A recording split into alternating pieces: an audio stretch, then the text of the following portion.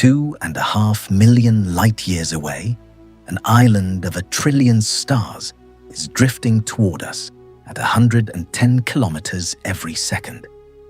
Its light, leaving when our ancestors first chipped stone, is only now reaching your eyes.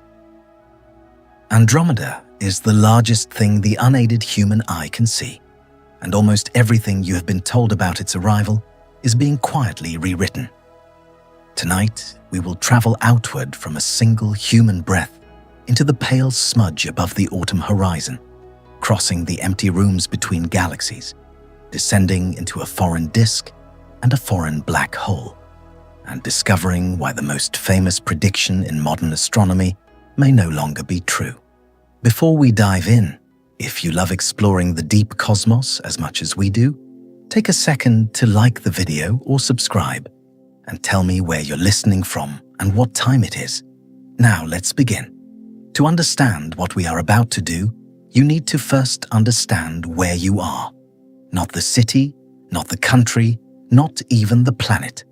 Begin a layer below all of that. Begin with the small fact that you are sitting or lying somewhere on the surface of a rocky world that orbits an average yellow star, and that this star is one of 200 to 400 billion stars bound together in a slowly turning pinwheel of gas and dust and dark matter that we call the Milky Way. The Milky Way is enormous by any human measure. It would take light, the fastest thing in the universe, roughly 100,000 years to cross from one edge of its disk to the other. And yet, as galaxies go, ours is unremarkable. It is one ordinary spiral among uncounted others, drifting in a thinly populated corner of a much larger structure called the local group. Now look up. If the night above you is dark enough, far from city lights on a clear autumn evening, somewhere away from the haze of street lamps, and if you know exactly where to aim your eye, you can find a faint patch of pale light high in the constellation Andromeda. It looks nothing like a star. It does not twinkle. It has no edges. It seems almost like a smudge of breath on cold glass, a bruise of milky grey against the black. Most people who have looked up at the night sky their entire lives have never seen it, because their eyes did not know what to look for. But it is there, unfailingly, every clear autumn night, hanging above the northern horizon like a piece of fog that refuses to dissolve. That smudge is not gas. It is not a cloud. It is not part of our galaxy. It is another galaxy, larger than our own, with more stars than our own. And the photons reaching your eyes left it 2.5 million years ago, when our ancestors were first learning to chip flakes from stone. The light is older than language. The light is older than fire. The light is older than the species that is now using it to look back. Hold this thought as we begin. Every photon from Andromeda that lands on your retina has been traveling in a perfectly straight line for longer than humans have existed. It crossed the cold dark between two galaxies for 100,000 human generations, never bending, never slowing, until at last it intersected the lens of your eye on this particular evening, on this particular planet, in this particular century. Most of those photons land instead on rock, on dust, on empty asphalt, on closed eyelids. The few that find a watching eye carry with them a piece of a place no human has ever come close to visiting. To look at Andromeda is to receive a letter from a distant city that no longer exists in the form the letter describes, because the city has gone on living for 2.5 million years since the letter was sent. Take a moment with that. There is no shortcut around the slowness of light. There is no faster channel. The smudge above the autumn sky is the freshest possible image we can have of this place, and it is already 2.5 million years out of date. Andromeda has many names. The catalogues call it M31, the 31st object in the 18th century list compiled by the French comet hunter Charles Messier. Astronomers also call it NGC 224 after the New General Catalogue. But the oldest known written record of it is far more poetic. In the year 964, an Islamic astronomer named Abd al-Rahman al-Sufi, working in the great library culture of medieval Persia, completed a beautiful book called the Book of Fixed Stars. In it, he described with care and exactness a faint cloud in the constellation he called the Chained Lady. He had no idea what it was. He could not have. But he wrote it down, and the description survived. And 1,000 years later, we know that he was the first human being on record to take note of an entire other galaxy.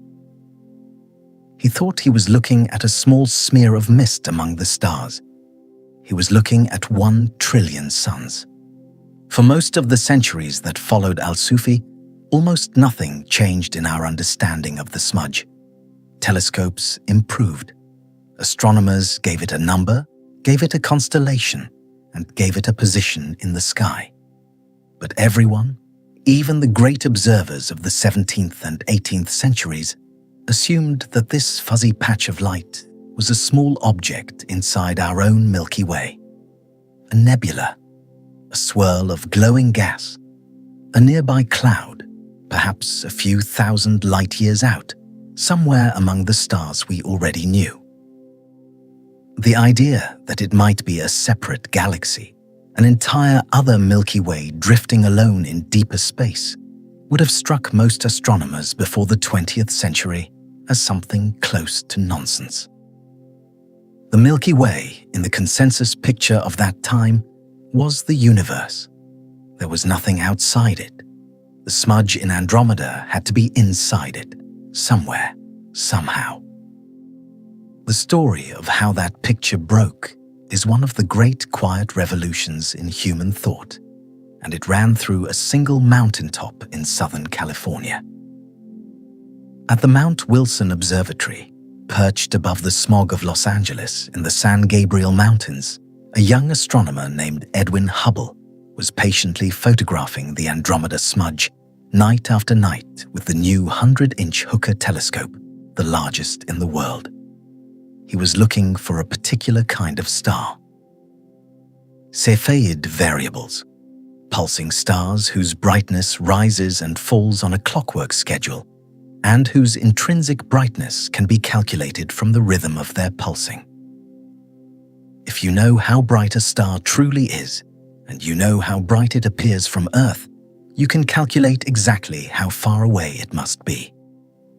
Cepheids are, in this sense, cosmic lighthouses. Their flashes carry distance information. In 1924, Hubble found one, then another, then more. He measured their pulses. He calculated their true brightness. He compared that to how dim they appeared on his photographic plates. And the answer he got back was that the Andromeda smudge was not a few thousand light-years away. It was nearly 1 million light-years, vastly outside the Milky Way.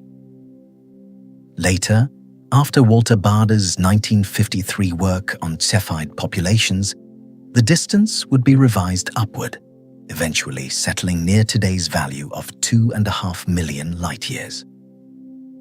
It was vastly outside the Milky Way. It was its own galaxy.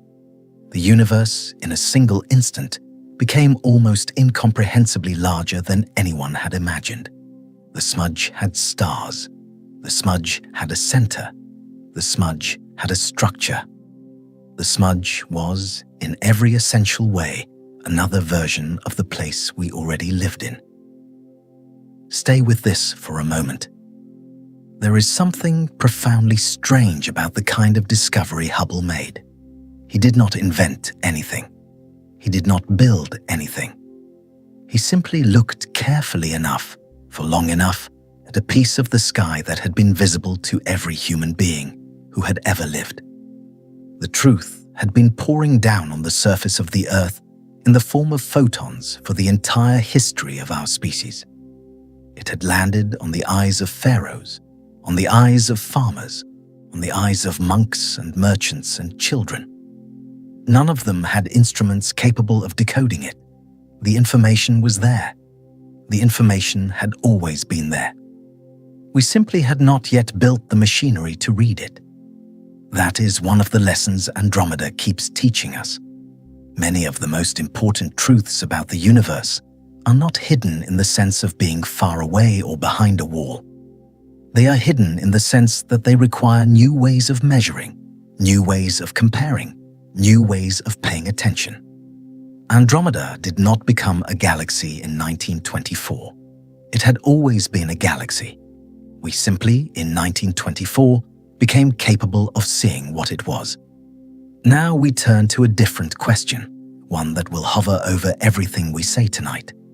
How big, exactly, is this thing you are looking at?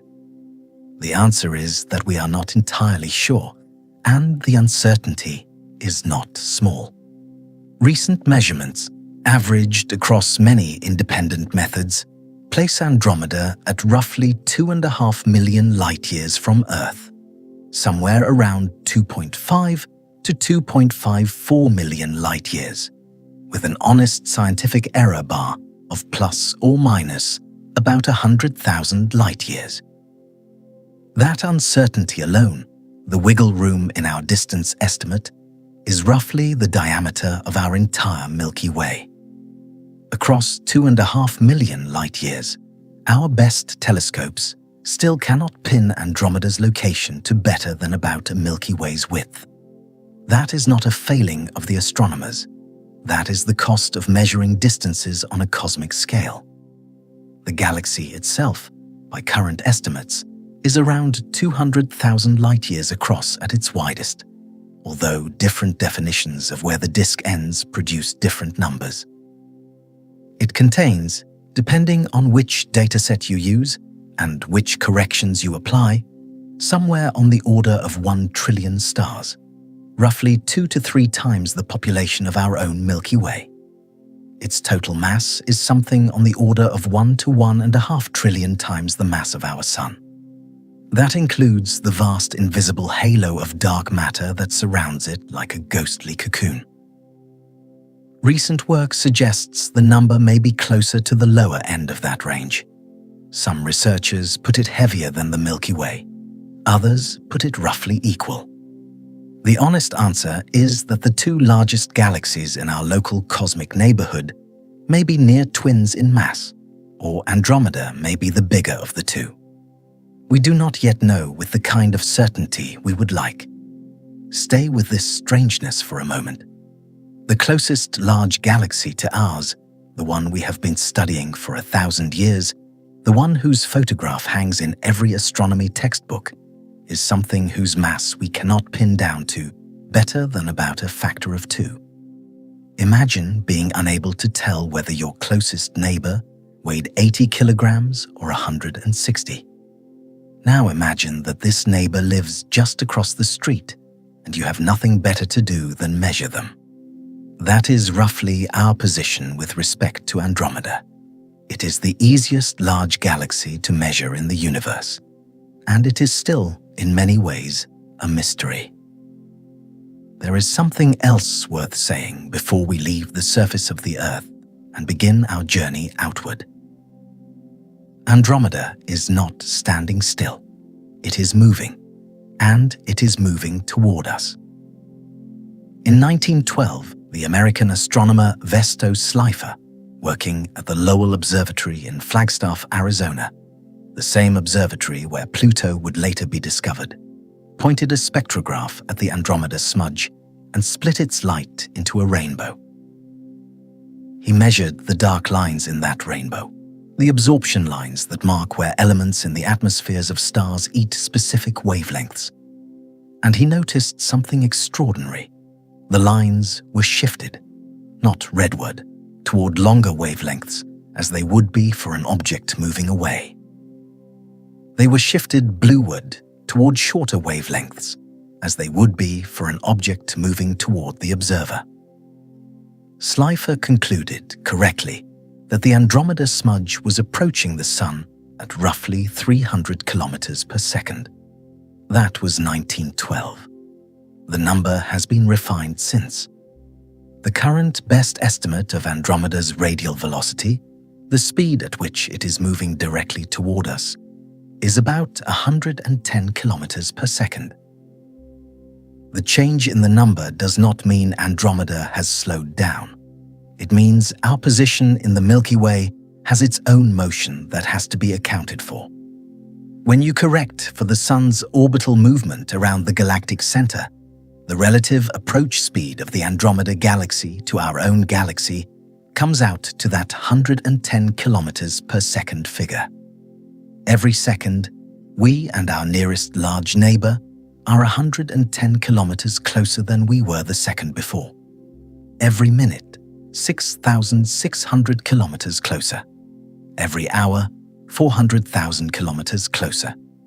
You will want to think this is fast. By any human measure, it is.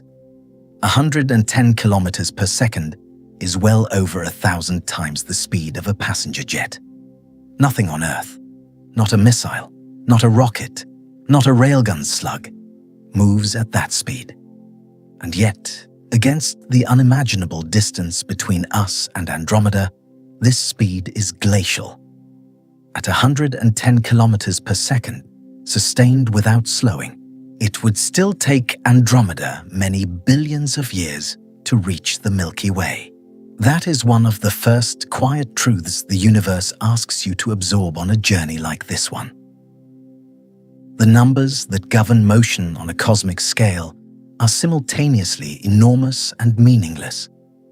A galaxy can be screaming toward you at 110 kilometers per second and still take longer to arrive than the entire history of life on Earth. The physics is fast, the geometry is slow, and in the gap between those two facts, we live our entire civilization and never once feel the wind of the approaching galaxy on our faces. So this is the picture so far. You are sitting on a rocky planet around an ordinary star inside one ordinary spiral galaxy. Above you, in the autumn sky, hangs the faint smudge of another spiral galaxy, larger than ours, holding 1 trillion stars and a black hole 100 million times the mass of our own sun. That galaxy is 2.5 million light-years away, give or take, and it is moving toward us at 110 kilometers per second. Its light, when you see it, is older than your species. Its mass, when measured, is uncertain by nearly a factor of 2. Its fate, when simulated, is no longer the single tidy answer it once seemed to be.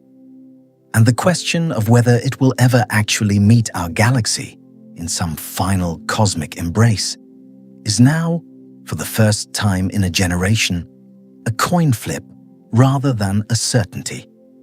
This is the picture, and it has a 1,000-year history of being told confidently. The smudge is Andromeda. Andromeda is huge.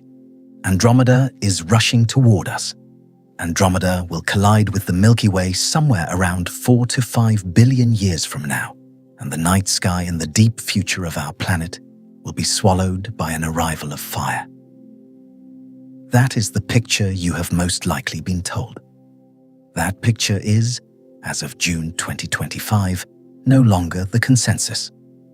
A team of astronomers led by Till Sawala at the University of Helsinki in Finland, working alongside colleagues at Durham University in the United Kingdom, the University of Toulouse in France, and the University of Western Australia, published a careful new analysis in the journal Nature Astronomy, using observational data from both the Hubble Space Telescope and the European Space Agency's Gaia spacecraft. They considered more than 20 different variables with non-negligible uncertainties. They ran tens of thousands of Monte Carlo simulations of the local group's evolution over the next 10 billion years. What they found was not a confirmation of the old story. What they found was a coin flip. There is, by their best estimate, roughly a 50% probability that the Milky Way and Andromeda merge within the next 10 billion years. The other 50% of the time, in their simulations, the two galaxies pass each other in the dark, miss, drift apart, or take so long to fall back together that they barely interact across the lifespan of the universe as we currently understand it. The picture has not been overturned. It has been quietly, beautifully made uncertain again. This is one of the threads we will follow tonight. Hold on to it. The question of what happens when Andromeda arrives, or whether it arrives at all, is the largest of the loops we will leave open as we travel. We will not answer it until the very end. By the time we do, your understanding of what a galactic encounter means will not be the same. There are smaller threads to keep in mind too. There is the strange double nucleus at the heart of Andromeda, two bright knots of stars that share a single galactic core, separated by only 5 light-years, with a supermassive black hole hidden inside one of them. We will arrive there before the night ends, but the answer to why it is double is not yet fully settled, and it has to do with a violent event in Andromeda's past. There is the strange small companion galaxy called M32, sitting close beside Andromeda like a wounded child, a small, dense ball of stars whose origin, until recently, was a complete mystery. We will discover what it actually was, and what it did, and how its scars are still visible across Andromeda's face. There is the long, ghostly arc of stars stretching out of Andromeda's southern flank, called the Giant Stream, a feature first noticed only in 2001, which tells us a story about a galaxy that Andromeda ate so long ago that no living thing on Earth was complex enough to witness the meal. We will see all of these, but for now, hold them as questions. Andromeda has secrets. Andromeda has wounds. Andromeda has a fate that is no longer settled. There is one more thing worth saying before we begin to move. You are about to take a journey across 2.5 million light-years. No physical object can do this. No physical object will ever do this, not in any realistic technological future. Voyager 1, our farthest probe, traveling at roughly 17 kilometers per second, has been moving outward for almost half a century. It has not yet left the gravitational influence of the Sun. At its current speed, Voyager 1 would take more than 40 billion years to reach Andromeda. That is roughly 3 times the current age of the universe. The galaxy you are about to visit is, in any practical sense, unreachable. The trip you are about to take is not a trip your body can ever make. But the imagination can move at any speed it wants. The imagination has no fuel limit. The imagination can stand at the threshold of a planet, fall outward through the solar system, cross the spiral of the Milky Way, drift across the void of intergalactic space, and approach the edge of another disk in the time it takes you to listen to a story. So that is what we are going to do. The picture so far is this: Earth beneath you, sky above you. 2.5 million light-years away, a smudge that is not a smudge. A galaxy of 1 trillion stars, weighing 1 trillion suns, drifting toward us at 110 kilometers per second, whose fate, when it meets us, is no longer certain. Hold the smudge in your mind. Now begin to lift away from the surface. Imagine yourself rising, slowly, from the place you are listening. Not as a body, but as a point of attention. The room around you grows small. The roof of the building thins to a line, then disappears. You can see the lights of your city below, a yellow grid stretched across dark land. You rise faster. Cities become clusters. Clusters become coastlines. Coastlines become continents. The horizon curves. The atmosphere thins to a smear of blue. And then Almost gently, the blue is gone, and you are floating in the cold black above the daylight side of the Earth, watching the planet turn beneath you as a cloud-marbled sphere. From here, the smudge of Andromeda is still where it was, still 2.5 million light-years away, still drifting toward us. The view has not changed.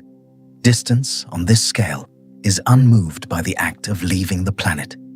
Keep going. The Earth shrinks behind you. The Moon swings past, a pale grey disk, its craters precise and shadowed, and falls into the same shrinking distance as the planet you came from. You pass the orbit of Mars, a rust-red ball with thin clouds and white poles. You pass the orbit of Jupiter, a banded giant whose great storm could swallow your entire home planet without straining.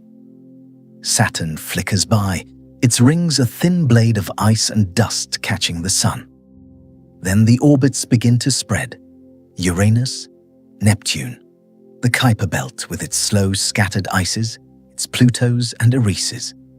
And then, beyond all of these, you cross into a region that has no clear edge, the heliopause, where the wind of charged particles streaming off the sun finally meets the cold thin gas between the stars. Voyager 1 crossed this boundary in August 2012, after 35 years of flying. Voyager 2 followed 6 years later, in November 2018. Beyond it, you are no longer in the sun's neighborhood. You are in the wider interstellar medium. You have left the solar system. This is not the journey. This is only the first step of the journey. Stay with this for a moment, because the geometry that follows depends on your truly absorbing what just happened. The solar system, from edge to edge, even being generous and counting the distant Oort cloud, the spherical shell of icy bodies that may extend a light-year or more from the sun, is, on a galactic scale, a single grain of sand. The distances we have just covered, distances that took Voyager half a human lifetime to traverse, are essentially nothing in the units we will be using from here onward. From the Sun to the next nearest star, Proxima Centauri, is a little over 4 light-years. From Proxima Centauri to the far side of the Milky Way is roughly 100,000 light-years. From the Milky Way to Andromeda is 2.5 million. We have not yet left the front step of the cosmic house. The continent is still ahead of us. The first thing you would notice, drifting outward from the solar system, is the silence. There is no air for sound to move through, but more than that, there is nothing close enough to make sound matter. The sun, behind you, has shrunk to a sharp white point, no larger than the brightest star in any sky you have ever seen. It is still the brightest thing in this part of space, but only barely. Other stars, similar in luminosity, are scattered around you in a sphere that no longer has a center. There is no up. There is no down. There is no horizon. There is only direction. And one of those directions, you slowly realize, is where you are headed. If you turn and look back, you can find the sun. It is recognizable only because you know exactly where to look. Beyond it, you can find Sirius, the brightest star in Earth's sky, though from here it is no longer the brightest. The constellations have started to deform. The patterns we drew lines between for thousands of years, Orion, the Big Dipper, Cassiopeia, are visible only in the small patch of sky where the sun still hangs. And even in that small patch, they are beginning to slide and shift. The sun, from your new perspective, is part of an obscure constellation in some other star's sky. The pattern of stars we have memorized for our entire civilization is a local accident. It is not the universe.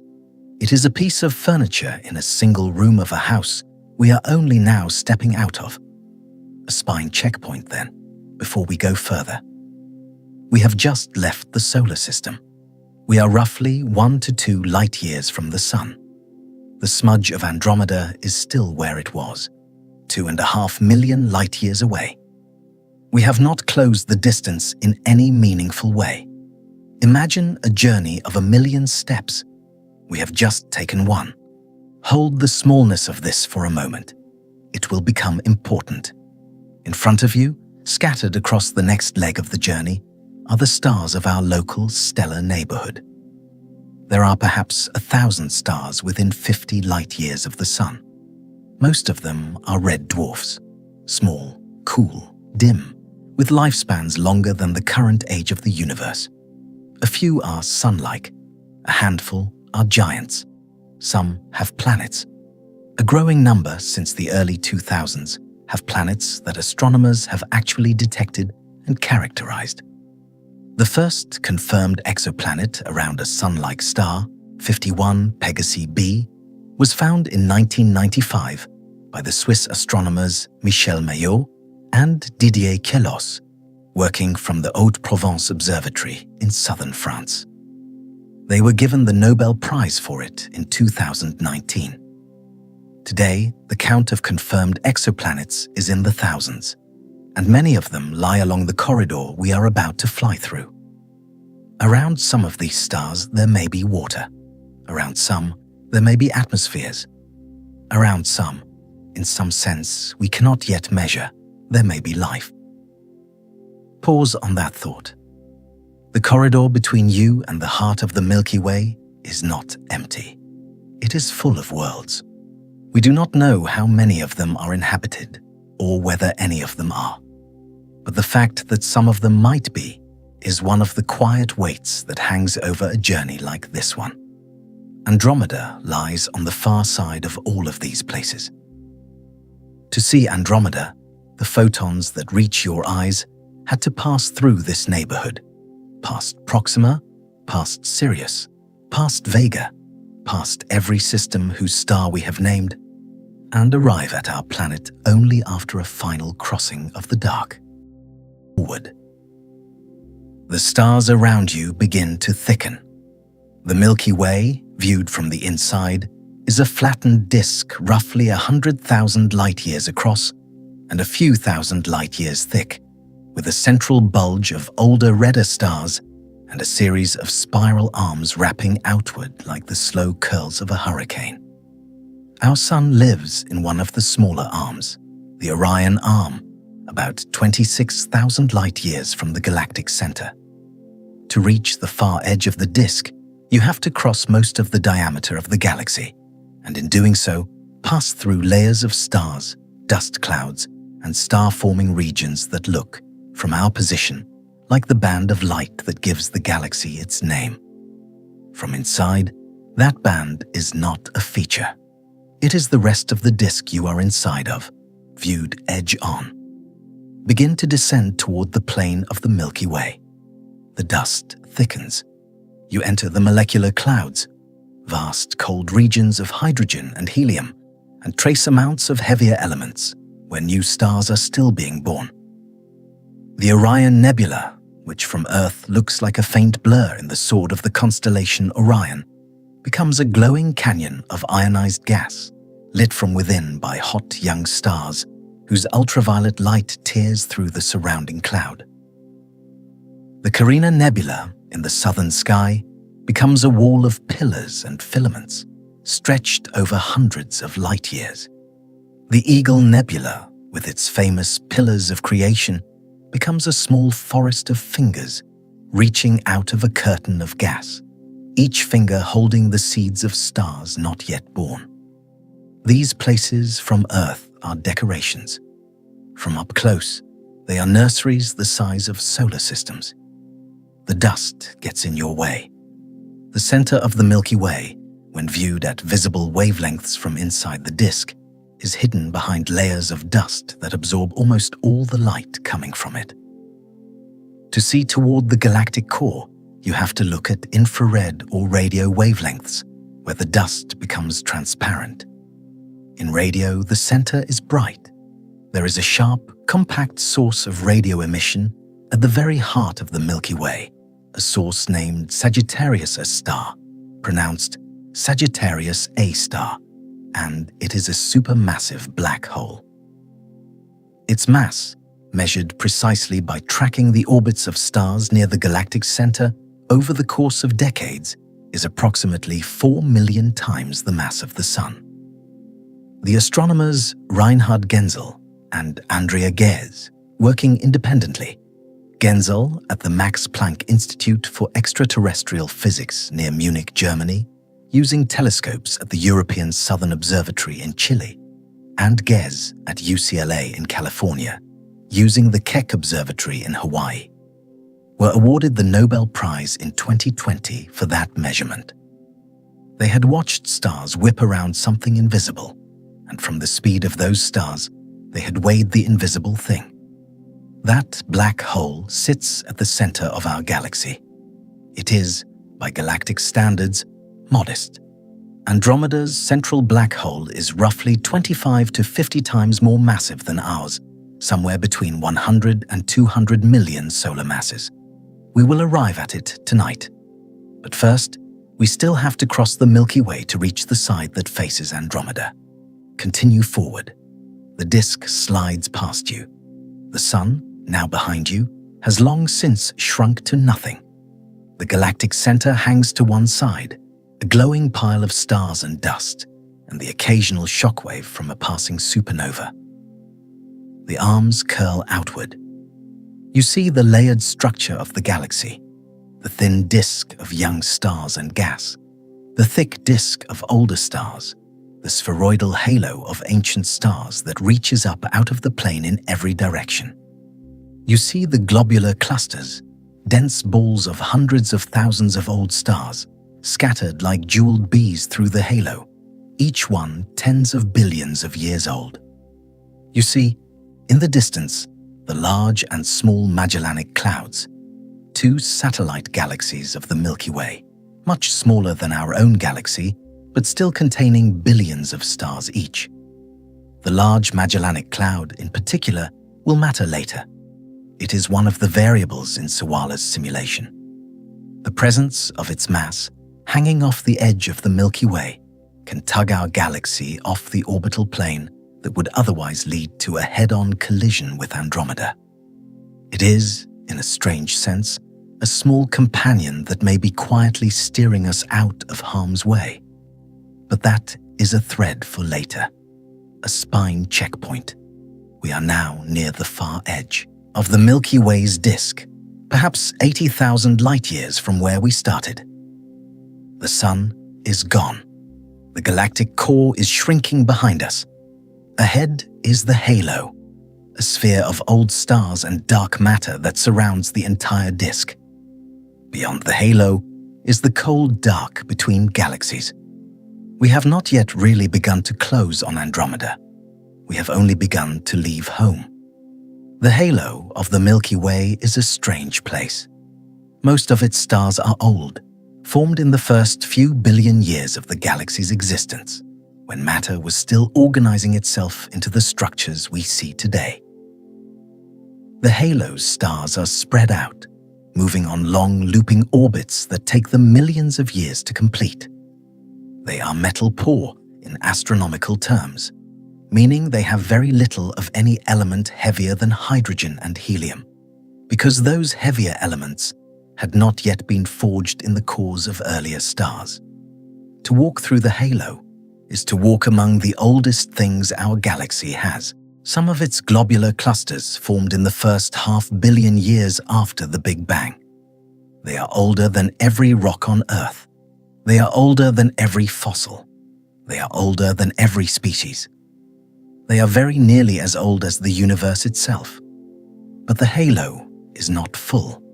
It is sparse. The density of stars in the halo is so low that you could fly through it in a straight line for thousands of light years and never come within a single light year of any star. The halo is a sphere of widely scattered ancient witnesses. Most of it is empty, and beyond the halo, the emptiness deepens. You begin to cross out of the gravitational reach of the Milky Way's stars and into the region where dark matter still dominates, but the visible mass has thinned almost to nothing. You are now in the territory the Milky Way calls its own outermost edge, and Andromeda, far ahead, has its own outermost edge approaching from the other side. Between you and it is a place that has no stars at all. Stay with this strangeness.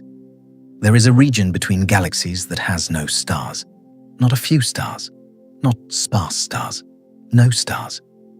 It is not a hard boundary, but as a practical matter, the volume of space between the Milky Way's outer halo and Andromeda's outer halo is one of the emptiest places in the universe accessible to us.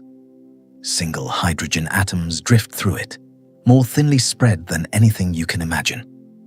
A cubic meter of intergalactic space contains, on average, a handful of atoms. A cubic meter of the air around you contains around 25 quintillion atoms. The void you are about to cross is, in an absolutely literal sense, the closest thing the universe has to nothing. A spine checkpoint, the last for this leg. We are now at the gravitational edge of the Milky Way, perhaps 1 to 200,000 light-years from where we started. Behind us, our galaxy hangs like a glowing wheel. Bright core, dark dust lanes, sparkling spiral arms, a pale halo of old stars stretched in every direction. Ahead, the Andromeda smudge is still where it was, still 2.5 million light-years away from where we started. But from here, with no Earth atmosphere distorting your view and no sun's glare washing out the dim, the smudge is no longer a smudge. It is a galaxy. You can begin to see its structure. You can see the brighter knot of its core, the twisted pattern of its arms, the dim halo of stars and gas that surrounds it. You can see, with a kind of uncomfortable directness, that the thing you are looking at is shaped like the thing behind you. The next leg of the journey is the longest. 2.5 million light-years of nearly empty space. No stars, almost no atoms, almost no light, except the photons leaving the galaxy behind you and the photons leaving the galaxy ahead of you, both passing through the dark and arriving, eventually, somewhere. Take a slow breath. The void waits. The void between galaxies is the strangest country you will ever pass through. Imagine, if you can, a place where in every direction you look, there is nothing close. Not a star within tens of thousands of light years. Not a planet within hundreds of millions of years of any direction. The space around you is not even truly empty in the absolute sense. There are stray photons, a faint hum of microwave radiation left over from the early universe, the occasional drifting hydrogen atom, the occasional coal dust grain. But for any practical purpose, you are passing through the cleanest, deepest, quietest, oldest emptiness anywhere in the cosmos. The vacuum of intergalactic space is purer than the vacuum of any laboratory ever built on Earth. The cosmic microwave background hums around you in every direction. It is the cooled-down afterglow of the Big Bang, redshifted now to a temperature of roughly 2.7 Kelvin. About 270 degrees below zero on the Celsius scale, only a few degrees above absolute zero. If you had instruments sensitive enough, you could measure tiny fluctuations in this glow, fluctuations on the order of 1 part in 100,000, which encode the seed pattern from which every galaxy, every star, every planet, and every living thing in the universe ultimately grew. The radio astronomers Arno Penzias and Robert Wilson, working at Bell Laboratories in Holmdel, New Jersey, accidentally discovered this background hum in 1964, while trying to figure out why their radio antenna kept picking up an unexplained hiss. The hiss turned out to be the universe's first photons, still in flight, still arriving. They received the Nobel Prize in 1978 for that accident. As you drift through the void between the Milky Way and Andromeda, those same photons are landing on you now. The same photons that landed on Penzias and Wilson. The same photons that will go on landing on every observer everywhere until the universe finally fades. That is the texture of the place you are crossing. It is mostly nothing, but nothing is whispering. Look around. Behind you, the Milky Way is a flat coin of light, perhaps a hand's breadth across at the distance you have now reached. Ahead, the Andromeda smudge is growing. It is no longer a stamp. It is no longer a coin. It is becoming a window, an oval window of soft glow hanging in the dark with structure visible inside it. To one side, you can see the small spiral of M33, also called the Triangulum Galaxy, the third largest member of the local group. M33 is bound to Andromeda gravitationally, orbiting it on a long elliptical path. In the Sawala simulations of 2025, M33's mass, roughly 50 billion solar masses, slightly increases the probability that Andromeda and the Milky Way merge. Its extra weight pulls our galaxy a little harder toward Andromeda. But it is one of many factors, and not, by itself, decisive. There are smaller galaxies too, dozens of them. Dwarf galaxies, small clumps of stars and dark matter, orbiting both the Milky Way and Andromeda like a swarm of moths around two main lamps. The large and small Magellanic Clouds belong to our galaxy. The Triangulum Galaxy belongs to Andromeda. There are also IC10, NGC 147, NGC 185, and a long list of even smaller dwarfs whose names rarely make it into popular textbooks. Together, this loose family of galaxies makes up the local group, a structure perhaps 10 million light-years across, gravitationally bound, slowly turning, slowly evolving, and over the next few billion years, possibly destined to become a single object, or possibly not. The future of the local group, as Till Sawala's team put it in their 2025 paper, is genuinely uncertain. Some of these galaxies will fall into the Milky Way and Andromeda over time. Some will be flung out. Some will continue their patient, looping orbits. The system, as a whole, has not yet stabilized. Stay with that for a moment. The local group is still being made. The neighborhood you live in is not finished. It is in the middle of a slow gravitational drama whose final shape is still being negotiated. The galaxies you see around you, drifting in the dark, are characters in a story whose ending has not yet been written. You happen to live in the era when the principal characters are still arguing about where to stand. The void between galaxies is so quiet that you might begin, at this point in the journey, to feel a kind of small alarm. The numbers stop being meaningful. 2.5 million light-years is, in some honest sense, beyond what your nervous system can hold. Light, the fastest thing the universe permits, takes 2.5 million years to traverse this distance.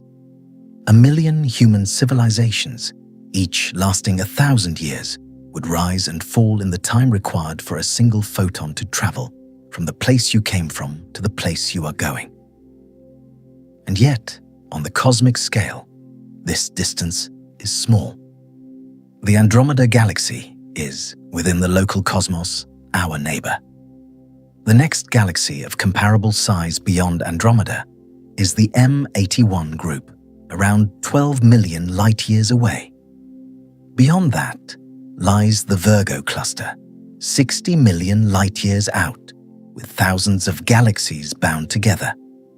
Beyond that is the Laniakea supercluster, on the order of 500 million light-years across, of which our entire local group is a small dim outskirt. We are not the center of anything. We are a small island family in an ocean whose far shores we will never reach. But you are reaching one of them. The Andromeda smudge ahead of you is no longer a smudge. It is now a galaxy, large and bright. Its outer halo is becoming visible, not as a sharp edge, but as a slowly fading fog of stars and dark matter that extends in every direction outward from the bright disk in the middle. As you approach, you cross into that halo. You have, in some technical sense, arrived. A spine checkpoint. We are now inside the gravitational reach of the Andromeda Galaxy. Roughly 2 million light-years separate us from the galaxy we left behind. Roughly 500,000 light-years separate us from the bright disk ahead. We have crossed the largest part of the void. The hardest, longest, emptiest part of the journey is behind us.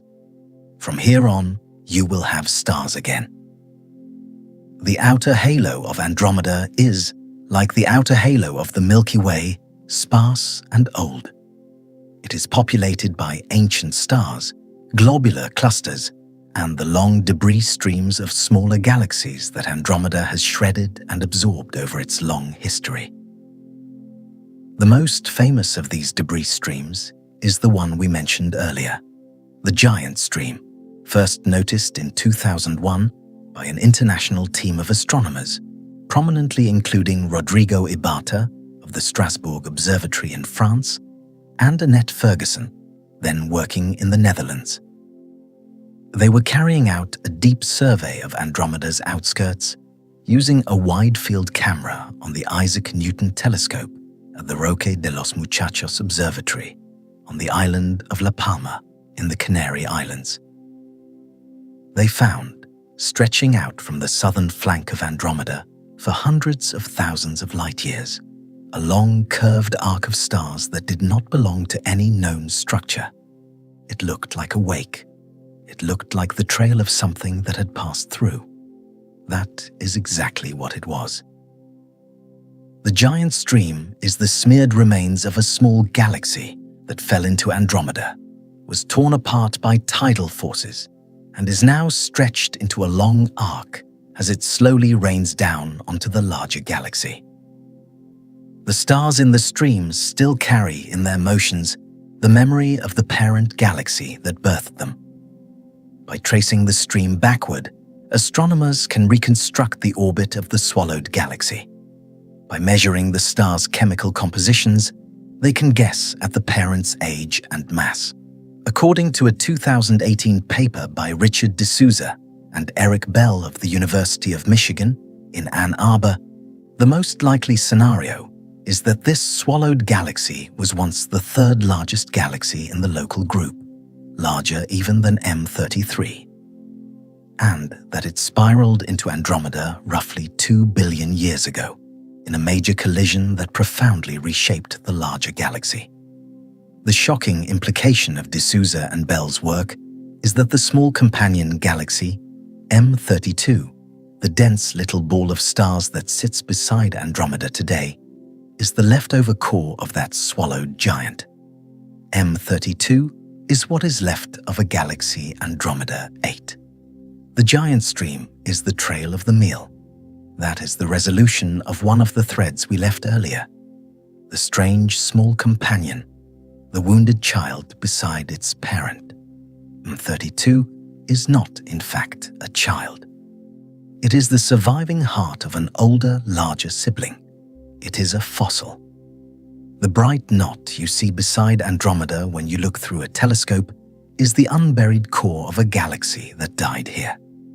Stay with this for a moment. Andromeda has a history of violence. Like our own galaxy, it has eaten smaller things. Unlike our own galaxy, the meal it had 2 billion years ago was huge, a true major merger, the kind of event that reorganizes the structure of a galaxy from the inside out. The thick disk of older stars that we see in Andromeda today, the metal-rich halo that surrounds it, the warped shape of its outer regions, the very pattern of star formation along its rings, All of it bears the fingerprint of that swallowed giant. Andromeda is not a quiet sister to the Milky Way. Andromeda has been through more. The signs of past trauma are written in the orbits of its stars and the chemistry of its halo. Move closer. The halo thins around you and the stars begin to thicken. You can now see Andromeda's globular clusters more clearly. Small, dense balls of ancient stars, each holding tens to hundreds of thousands of suns, scattered across the halo like quiet observers. There are around 500 globular clusters known to be associated with Andromeda, roughly 3 times the number associated with the Milky Way. Each of them is a city of old stars. Each of them is a relic from a time when Andromeda was younger and hungrier, gathering its mass from smaller building blocks. Some of them, astronomers suspect, were not originally part of Andromeda at all. They were the cores of dwarf galaxies that fell in long ago, were stripped of their loose stars and gas, and left behind only their tightest, densest cores, which now drift through Andromeda's halo as silent witnesses. You begin to see the bright disk now without ambiguity. It is enormous. It fills your field of view in a way that nothing has yet filled it. The whole experience of looking at the night sky from Earth has trained you to think of galaxies as small, distant, marginal, pinpoints in a black field. From here, just a few 100,000 light-years out, Andromeda is the field. It is a structured ocean of stars, with a glowing yellow core, a series of bluer outer arms threaded with bright pink star-forming regions, and a dark, interrupted lane of dust that traces the edge of the disk. Pause here. The disk is roughly 200,000 light-years across. It is twice the diameter of the Milky Way. It is one of the largest spiral galaxies in our cosmic neighborhood. And it is the place you are about to descend into, a spine checkpoint. We are now perhaps 100,000 light-years above Andromeda's disk, looking down on it from a steep angle. The disk is rotated roughly 77 degrees away from face-on, as seen from Earth, meaning that from our home, we see Andromeda nearly edge-on, as a flattened oval. From this new vantage, however, you can see the structure of the disk plainly. The arms wind clockwise from this side. There are 2 main arms, well defined, with a series of smaller arm fragments in between. Bright knots of new star formation glow along the arms in a pattern the astronomer Walter Baade, working at the Mount Wilson Observatory in California in the 1940s, once described as beads on a string. Walter Baade was the first to resolve individual stars in Andromeda's bulge, a feat made possible by an unusual circumstance during the Second World War, when blackouts in Los Angeles dimmed the sky enough for Mount Wilson to take some of the deepest photographic plates in its history. He used those plates in 1944 and the years after to discover that there are 2 distinct populations of stars in Andromeda: older, redder stars in the bulge, younger, bluer stars in the disk. That distinction, called Population 1 and Population 2, became one of the foundational ideas in stellar astronomy. Baade's work later led, in 1953, to the discovery that there were actually 2 kinds of Cepheid variables, with different intrinsic brightnesses, and that correction approximately doubled the estimated distance to Andromeda overnight. The galaxy did not move.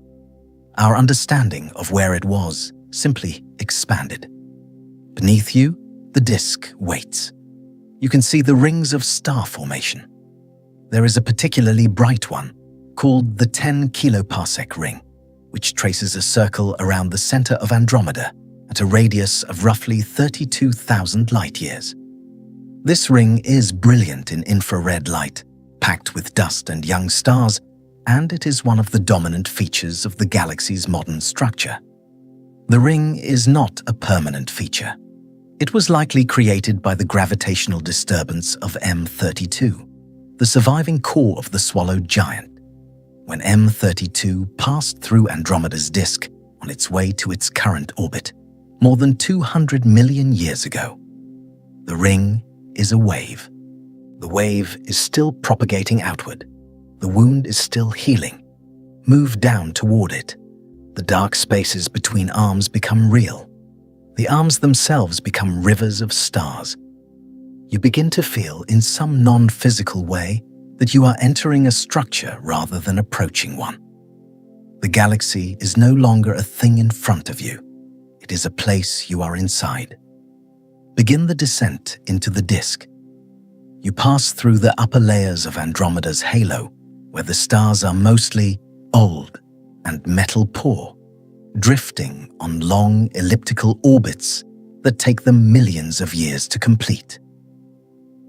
You pass through the thick disk, where stars are slightly younger and more enriched in heavy elements, born during the great wave of star formation that the major merger triggered roughly 2 billion years ago. And then you cross into the thin disk, where the youngest stars are. Here the gas is dense. Here new stars are still being made. Here the 10 kiloparsec ring lights up around you in glowing magenta and white, full of I regions, where ultraviolet light from hot young stars is ionizing surrounding hydrogen. If you have ever stood beneath the Milky Way on a dark night and felt how the band of light arches across the sky, multiply that feeling by a factor that has no name. From inside the disk of Andromeda, the band of stars wraps completely around you, glowing in every direction. There are no constellations here. There are no patterns. There is only the gentle, relentless brightness of 1 trillion suns smeared across a sky that has no horizon. Above you, looking outward, you can see the dim halo, and beyond it, in one specific direction, away from the disk, a small flattened smudge that might, after a few seconds of recognition, resolve itself into the Milky Way. From inside Andromeda, our galaxy is the smudge. The roles have reversed. Stay with this for a moment. From inside Andromeda, looking out, our home is a faint cloud in someone else's sky. If there is a watcher anywhere in this galaxy, on any planet, around any star, they look up at the night sky and see the Milky Way as we see Andromeda, a dim oval of soft light, ancient by the time it arrives, 2.5 million years out of date. They cannot see our cities. They cannot see our televisions. They cannot, if they are looking in visible light, see anything we have made. The only photons our species has ever emitted that have reached this part of the sky are the stray radio leakage of the past 100 years, and that has only made it about 100 light years out. From the perspective of an observer in Andromeda, the human civilization on Earth has not even begun to exist. The Milky Way they see is a galaxy without us in it. Move into the spiral arm closest to you. This is the place where new stars are born. Vast molecular clouds, each tens of light years across, drift through the arm at low speeds. The arms themselves are not rigid structures rotating with the disk. They are density waves, slow-moving regions where the gas and dust pile up, compress, and trigger collapse. Stars are made in those compressed regions, then drift out the backside of the arm as the wave moves on. The arms are not roads. They are weather. The disk of Andromeda has weather, and the weather makes stars. Inside the molecular clouds, things are dark and cold. Temperatures hover near 10 Kelvin. Dust grains, each smaller than a grain of pollen, accumulate in the densest pockets and form the seed surfaces on which water ice and complex molecules can condense. In some pockets, the gravitational pull of the gathered material exceeds the outward pressure, and the cloud begins to collapse on itself. As it collapses, it spins faster, and a flat disk forms. At the center of the disk, the gas heats up, ignites, and becomes a new star. Around the disk, smaller condensations may form planets. The whole process, from collapse to ignition, takes only a few 100,000 to a few million years. Fast, by cosmic standards, though slow by any human measure. This is happening now in Andromeda's arms. Right now, in this moment of your journey, somewhere in the disk you are inside, several new stars are igniting. Several more are about to. Several million planets are coalescing out of dust. Some of those planets, billions of years from now, may host their own oceans, their own continents, their own observers. Somewhere in this disk, on a world we will never see, conditions for life might be assembling for the first time. None of those observers will know about Earth. None of them will know about us.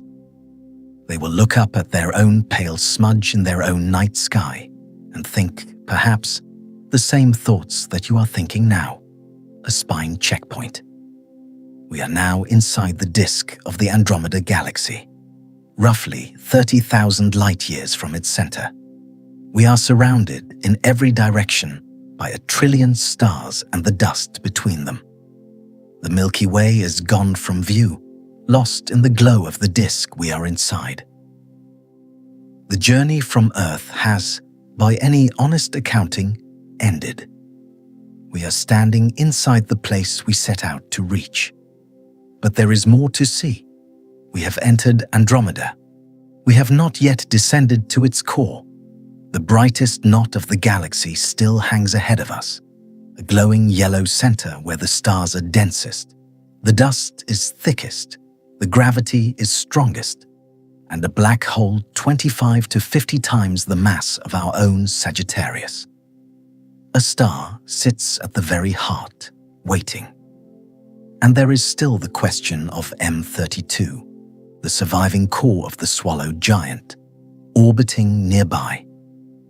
There is still the question of the double nucleus. There is still the question we left at the beginning, the largest question of all. Will Andromeda meet the Milky Way? Will the trillion stars you are now flying through ever find themselves on the same orbital path as the 400 billion stars you came from? Or will the two galaxies pass each other in the dark mist, drift apart, and never quite arrive? Hold these questions. Pause for a slow breath. The arm around you glows quietly. The dust drifts in slow currents. The stars wheel in their long orbits. We are inside the place. There is more to see.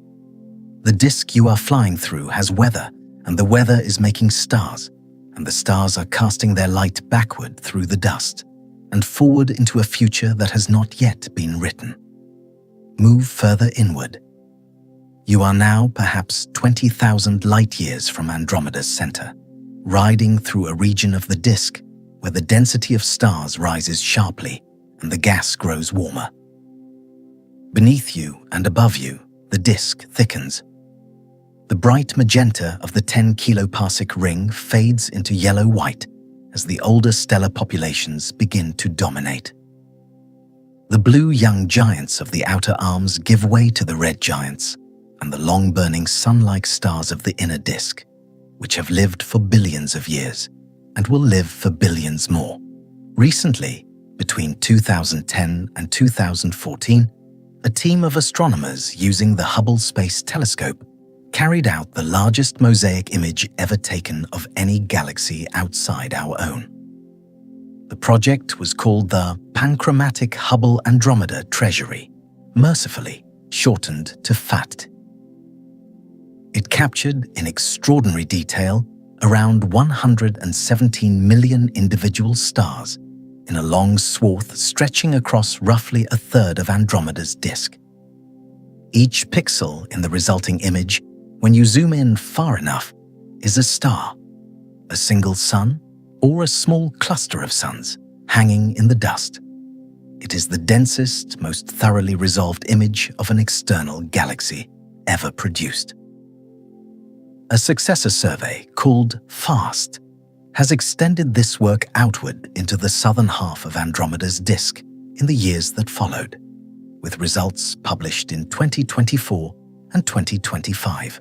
From these surveys, astronomers, for the first time, have been able to count and characterize stars across an entire spiral galaxy with the kind of precision that until then had only been possible for our own Milky Way. The portrait that emerges is intimate. Andromeda is not a smooth average. It is a place of patches. There are regions where star formation is currently strong. The ring, certain segments of the spiral arms, a few isolated knots of bright young stars near the outer disk. There are regions where star formation has all but stopped, and the existing stars are quietly aging. There are dust lanes that interrupt the light in long curves, like ink drawn through water. There are warps where the disk is bent away from a perfect plane, hints of the gravitational pulls that Andromeda has felt from past mergers and may still feel, slowly, from the orbit of M33 around it. The galaxy is not a tidy disk. It is a stained, scarred, layered, breathing place. Pause here. There is something quietly disturbing about being inside a galaxy. From outside, from the perspective of textbook diagrams, a galaxy looks like a designed object. It has arms, it has a center, it has structure. From inside, all of that resolves into stars and dust, a flowing pattern with no clear edges and no clear center, a structure so large that you cannot see it whole. We are, of course, also inside a galaxy when we stand on Earth at night. But we have lived inside it our whole lives. We have grown up under its band of light. We have learned to ignore the strangeness of our own spiral. From inside Andromeda, the strangeness is fresh. You can feel, with a kind of small chill, that you are inside an object far larger than any object you can imagine. The disk extends past the visible limit in every direction.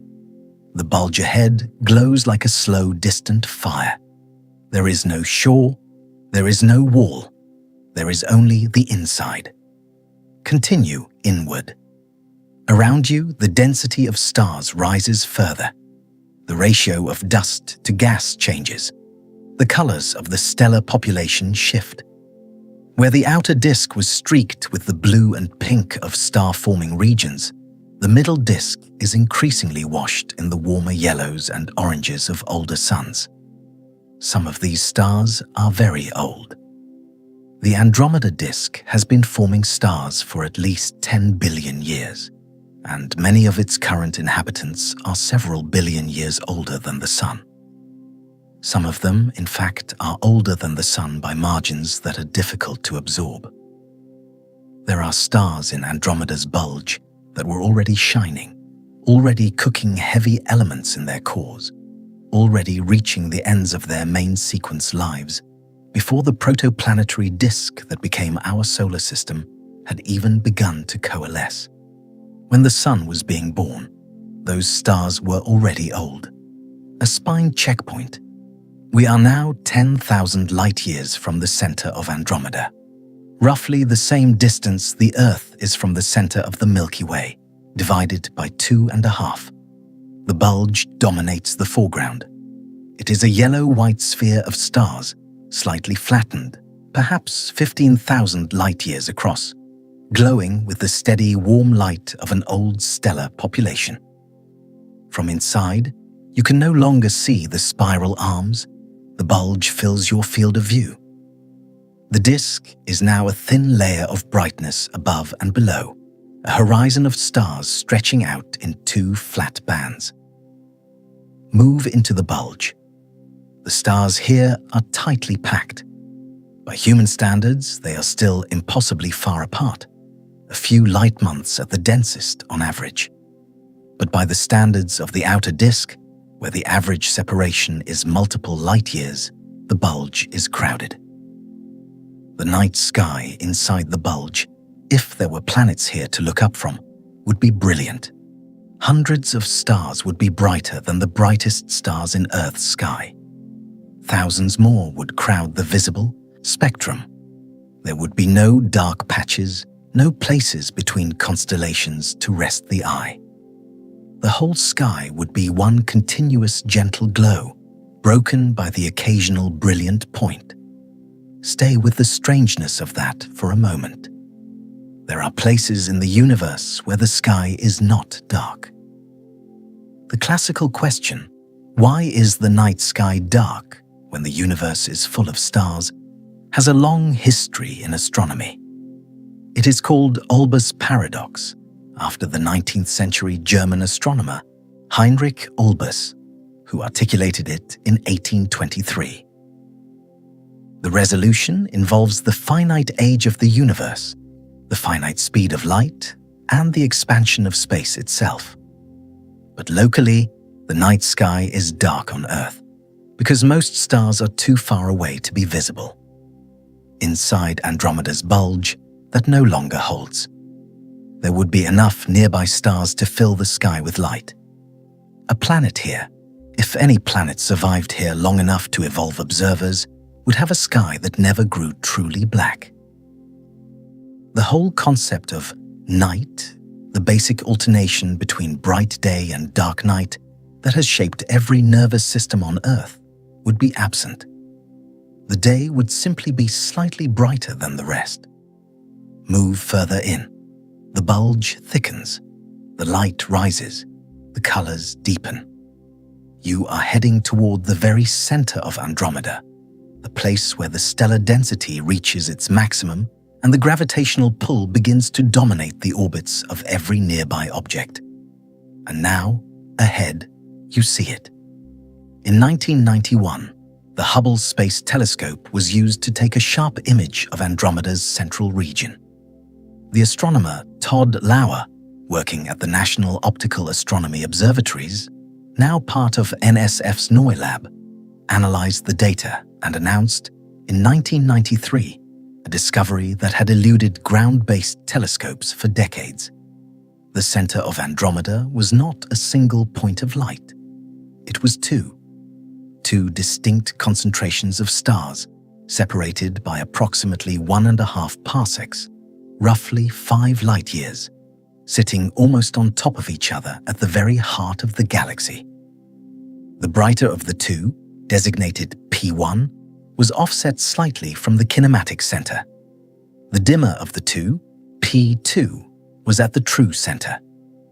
Buried inside P2 was a tighter, fainter cluster, later designated P3, that contained an embedded population of hot young blue stars and, at its very heart, a supermassive black hole. Andromeda has a double nucleus. That is the resolution of one of the threads we left earlier. Two bright concentrations, almost overlapping, at a single galactic center. Why? The current best explanation comes from the work of the German astronomer Ralph Bender and his colleagues, who in 2005 published a detailed kinematic study of the central region using the Hubble Space Telescope. Bender's team found that the double nucleus is not, in fact, two separate clusters of stars. It is, instead, a single eccentric ring of stars orbiting the central black hole. An oval, off-center disk, viewed at an angle, with stars piling up at the far end of their orbits where they move more slowly. From a distance, the slow-moving end appears as the bright knot P1, and the more compact center, where the black hole sits, appears as the dimmer knot P2. The double structure is a perspective effect on a single ring. The ring has been there for a long time. It is rotating around something extraordinarily heavy at its center, and something extraordinarily heavy has a measurable mass. That mass, derived from the orbital dynamics of stars moving around the central black hole, is roughly 100 to 200 million times the mass of the Sun.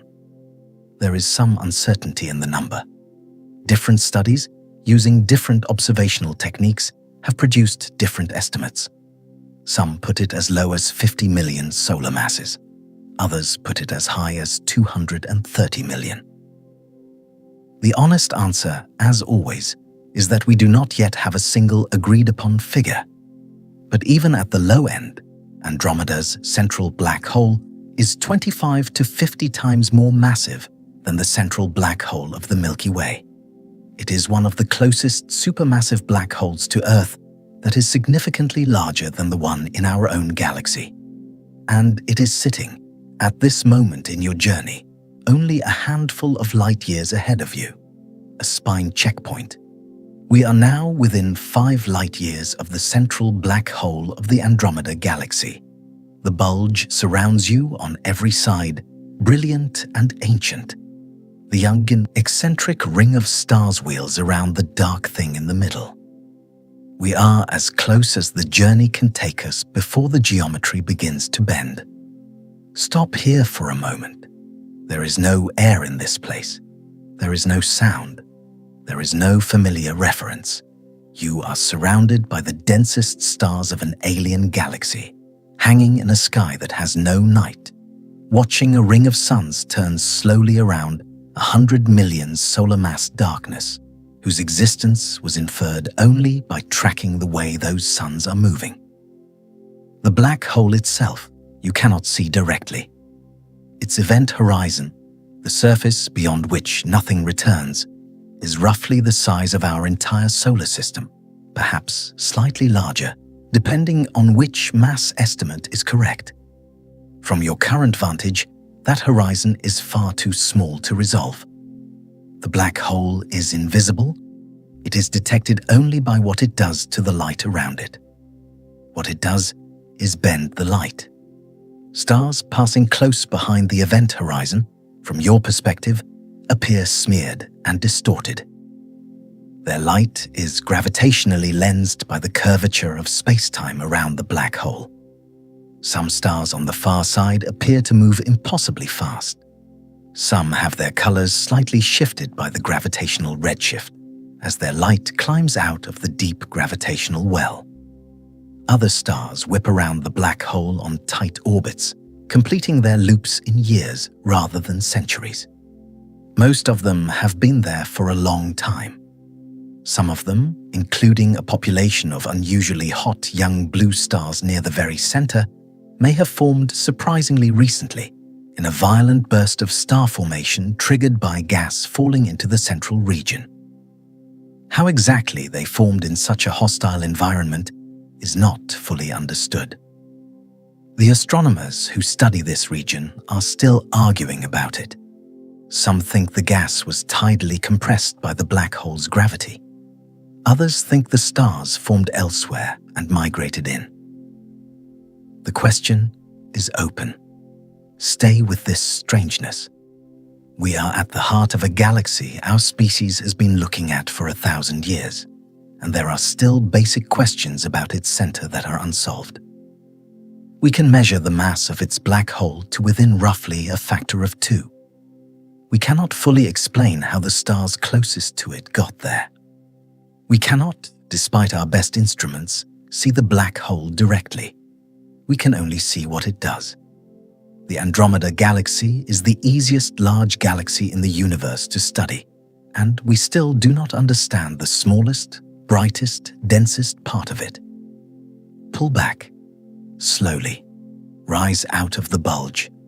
Let the eccentric ring of stars fall away beneath you. Let the brilliant yellow glow of the central region fade as you climb back through the disk. The disk's spiral arms reappear, glowing in their soft pink and blue. The dark dust lanes return. The 10 kiloparsec ring lights up below you in its full brightness, a glowing circle of new stars and warm dust, 200 million years old or so since the great disturbance that triggered it. Above you, the halo opens out, stars thin, the light dims. You are leaving Andromeda the way you came in, but seeing it now from the other side of the visit, with its history of meals and mergers and disturbances written across its surface in patterns you can read. Look at it for a long moment. trillion stars, a double nucleus, a black hole heavier than ours, a swallowed sibling in the form of M32, a long debris stream curling outward like the wake of an old ship, a bright ring carved into the disk by a violent passage, a young burst of stars near the very center that we cannot quite explain, a future that, as of 2025, is no longer settled. And now, the largest question of all rises, the one we left at the beginning, the one we have been carrying with us this entire journey. Will Andromeda meet the Milky Way? The honest answer, as we now know, is that we do not know.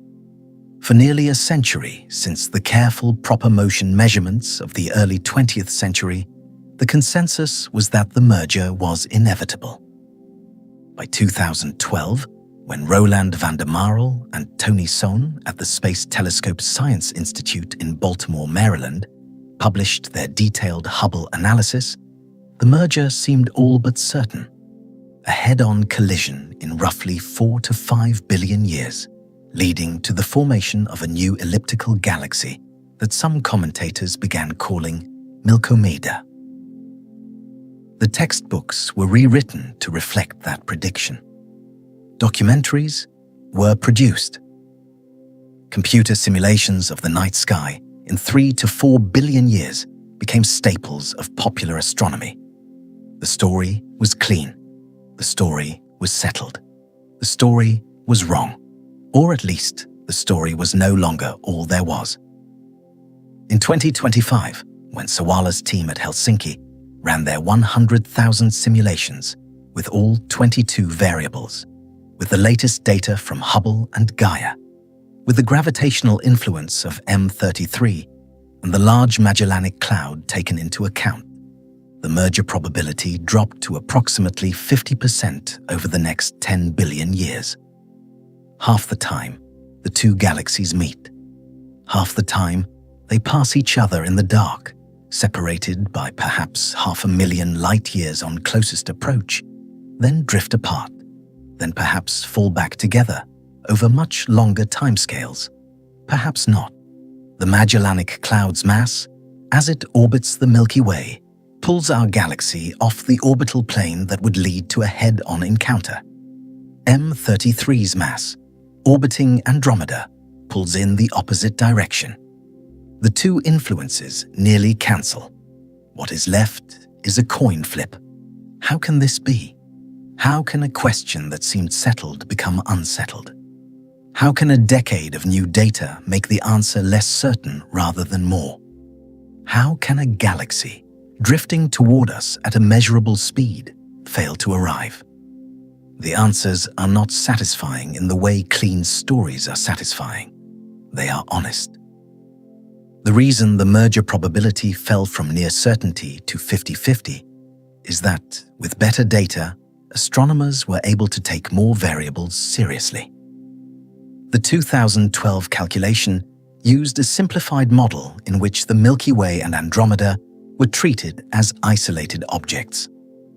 The 2025 calculation took into account the full system, including M33, the Large Magellanic Cloud, and the gravitational influence of dark matter halos around all of them. With more variables came more uncertainty. The underlying physics did not change. The galaxies are still there. The motions are still measured.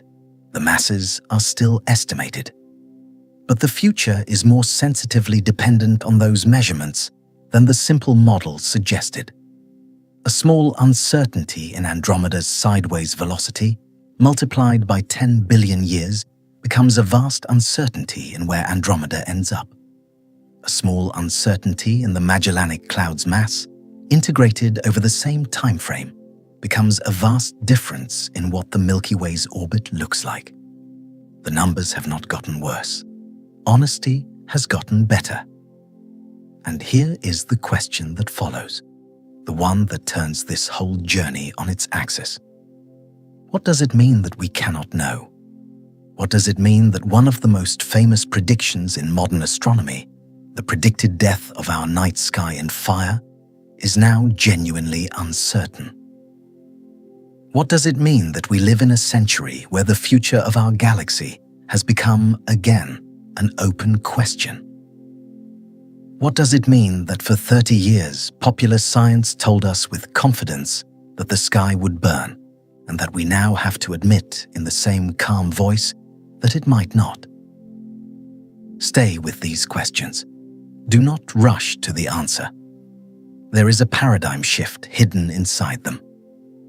The old picture, the one we grew up with, Andromeda inevitable, merger certain, the future of the night sky, a single fixed cinematic fate, was a story shaped to be told. It had a beginning, a middle, an end. It had a character, Andromeda, with a destination, us. It had stakes, the destruction of our familiar sky. It was, in the structural sense, a narrative.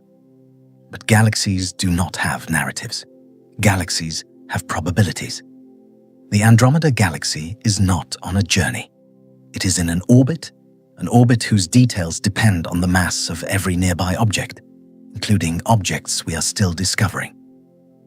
The future of the local group is not a story. It is a probability distribution with uncertainties on every variable, and the most honest version of the prediction is not a single line on a graph, but a fan of possibilities widening into the deep future. We have been telling ourselves stories about the cosmos for as long as we have been able to tell stories. We have given galaxies fates. We have given comets visitations. We have given stars destinies. The cosmos, we now have to admit, does not always cooperate with the structure of narrative. Sometimes the answer is 50%. Sometimes the answer is, we cannot know yet. Sometimes the only honest report a scientist can file is a probability, not a story. How does this change what we have done tonight? You traveled across 2.5 million light-years to visit a galaxy.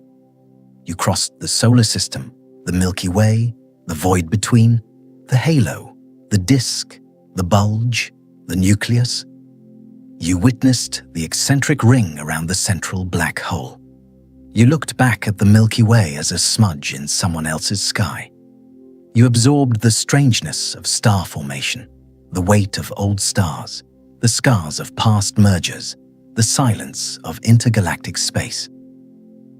And at the end of all that, you are forced to admit that even with everything we have learned, even with the largest space telescopes in human history, even with the world's best Monte Carlo simulations running on the world's best computers, we do not know whether the galaxy you just visited and the galaxy you came from will ever actually meet.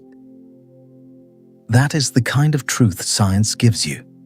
It is honest. It is unsatisfying in the way honest things often are.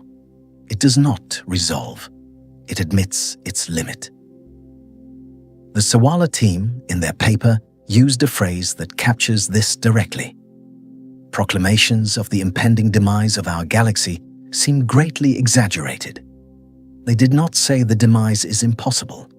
They said it is no longer certain. The cosmos, having been told it had a destiny, has politely declined to confirm it. There is something liberating in this, and something quietly heavy. The liberating part is that the future of the night sky is not a fixed sentence. It is open. The Milky Way may continue undisturbed for another 20 or 30 billion years, swinging through the empty regions of intergalactic space, while Andromeda passes us by like a stranger on a long road. Or we may meet. Or we may meet later than expected, after a long, careful waltz of orbital approach and retreat. The story has more endings than the textbooks said it had. The heavy part is that even as we have built telescopes that can see across 2.5 million light-years, we are still not powerful enough to predict, with confidence, what happens to our own back garden in the deep future. The honest position, on the largest question we know how to ask, is uncertainty. What if, then, the journey we just took was not a journey to a place, but to a question? What if Andromeda is not a destination, but a mirror? What if every galaxy we have ever charted, every collision we have ever simulated, every fate we have ever pinned to the future, is at some level a story we are telling ourselves about a universe that does not need stories? What if the most important thing the Andromeda Galaxy is doing, right now, is showing us that we are not yet powerful enough to know our own future? Hold these questions. There is no answer. There is, in this part of the journey, only the asking. Stand on a hilltop on a clear autumn night, far from city lights, far from any window with a lamp. Let the cold settle on your face. Let your breath pale in front of you.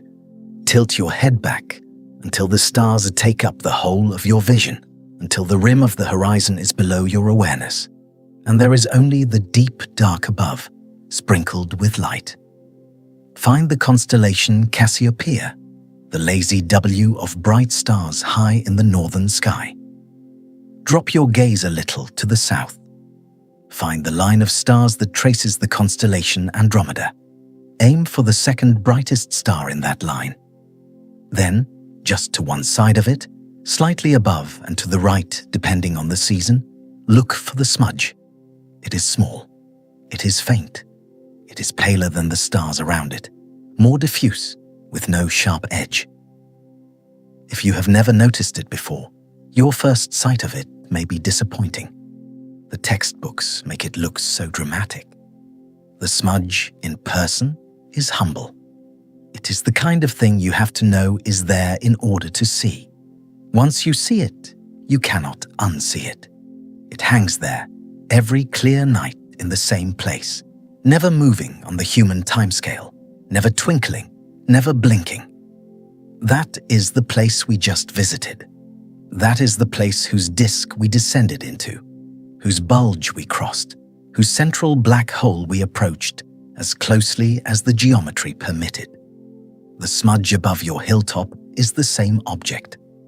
The light reaching your eyes left it 2.5 million years ago, traveled across the void we crossed, fell through the halo of the Milky Way, dropped down through the disk, threaded between the stars of our local stellar neighborhood, passed by the solar system, slipped into Earth's atmosphere, and arrived on your retina as a faint, pale glow.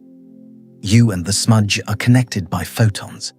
You and the smudge are connected, more than that, by the fact that you have now imagined yourself standing inside it. You have done a thing the photons cannot do. You have made the trip in both directions. Stay on the hilltop. Let the chill of the night air remain on your skin. Let your shoulders drop. Let your breathing slow. Notice, around the smudge, the other faint patches of light that fill the dark sky. Not the bright, sharp stars, but the diffuse glows that astronomers spent their careers cataloging. There are other galaxies up there. The Triangulum Galaxy, M33, the third largest member of our local group, hangs not far from Andromeda. It is dimmer, smaller, farther, but it is up there. There are dwarf galaxies you cannot see without binoculars, and you cannot see most of them at all without a telescope. There is, in every direction, a quiet ocean of other galaxies, most of them too far away to be visible with the naked eye, but present. Picture yourself then, on this hilltop, on this planet, in this small corner of one ordinary spiral, surrounded by a sky that contains uncountable other spirals just like it. Picture, gently, the other planets that may exist in those other spirals. Picture the other observers on those other planets, on their own hilltops looking back. The light of the Milky Way is reaching them too, somewhere out there, in the same patient way that Andromeda's light is reaching you. They cannot see your hilltop, you cannot see theirs. But the photons are exchanging. There is a kind of communication in this, even though no message is being sent. You and a possible observer in Andromeda are exchanging information about the existence of your galaxies. The light from Andromeda is reaching you with structure, with color, with hints of star formation and dust, and an ancient violent merger 2 billion years gone. The light from the Milky Way is reaching them with structure, with color, with hints of our own history. Neither of you can answer the other. Neither of you can write back. The conversation is one-directional and infinitely slow. But it is a conversation in the only sense the universe seems to permit between things separated by such distances. We send light. Light arrives. The arrival is the message. Sit with that for a long, slow moment. The smudge above you is a letter. The hilltop you are standing on is a mailbox. The conversation is older than language, older than fire, older than the first human face. The conversation will continue long after every face is gone. The cold deepens around you. The constellations move slightly through the night, swinging westward. The smudge stays where it is, anchored in its piece of the sky. It does not appear to move on a human timescale. To the casual observer, the night sky is fixed. To the astronomer with patient instruments, the smudge is drifting toward us at 110 kilometers per second. But the drift is so slow against the distance that it produces no visible effect within a single human lifetime, or even within the entire span of human civilization. The smudge, to all our senses, sits still. It has sat still in our sky for as long as we have had eyes to see it. It will sit there, in roughly its current position, for another few 100 million years before any naked eye observer would notice that it had moved appreciably closer. Stay with the slowness. There is a particular kind of comfort in cosmic slowness, even when its endpoints are dramatic. Whatever is going to happen between Andromeda and the Milky Way, whether they meet, whether they miss, whether they swing past and return, none of it is going to happen quickly. None of it is going to happen on the timescale of any worry you have ever had. None of it is going to happen on the timescale of any country, any language, any civilization, any species. The drama of cosmic gravity moves at the pace of cosmic gravity. The smudge above your head is, for all human purposes, eternal. There is also a kind of weight in this. The slowness is comforting only until you remember that all of the things you care about, your own life, the lives of everyone you love, the future of your culture, the fate of your planet, happen on timescales so much shorter than the ones we have just been describing that they nearly disappear into the dust of the calendar. The sun will run out of hydrogen in roughly 5 billion years. The Earth, by then, will likely be uninhabitable, swallowed or scorched by the dying star. Whether the Milky Way merges with Andromeda or not is a question that, for any creature recognizable as human, has no consequence. Even if the merger happens, it happens long after our planet has ended. We are not the audience for the cosmic show. We are the warm-up act. This is the quiet truth of the smudge. It is not coming for us. It will not arrive in time. Whatever happens to it will happen to whoever, if anyone, is left to watch. The story we have been told about Andromeda swallowing the Milky Way and igniting the night sky and fire is, even at its most certain, a story about a future we will not be present in. The cinematic image of two galaxies tangling above a darkened Earth assumes the survival of an Earth that, by then, will not exist in any habitable form. Stand quietly on the hilltop. Let the smudge stay where it is. Let your body settle. The journey is, in one sense, complete. You have visited the place. You have come home. The night air is cold. The grass is damp. The stars wheel slowly. Above you, the smudge holds its place. There is one last layer to feel. We turn to it now. Imagine, instead of standing alone on the hilltop, You are standing on the slope where some unknown ancestor stood 1200 years ago, somewhere in the mountains of Persia, at the height of a great civilization of scholars and cartographers and astronomers. You are not Abd al-Rahman al-Sufi himself. You are someone earlier or later or beside him. You are any one of the thousands of human beings throughout the ages who have stood under a clear night sky, looked up, and noticed the faint cloud in the constellation we now call Andromeda. You did not know it was a galaxy. You did not know what a galaxy was. You did not know that the cloud you were seeing was made of 1 trillion stars, that its light was older than your species, that the photons reaching your eye had begun their journey before any human being had learned to make a fire.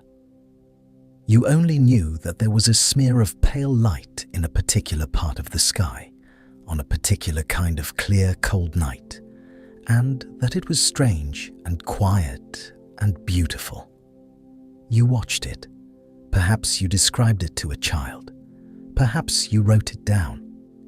1200 years passed between al-Sufi's careful recording in 964 and Edwin Hubble's photographic plate in 1924 that finally proved the smudge was a galaxy. 12 centuries, 40 generations. An empire of telescopes had to be built before the cloud al-Sufi described became something we could measure.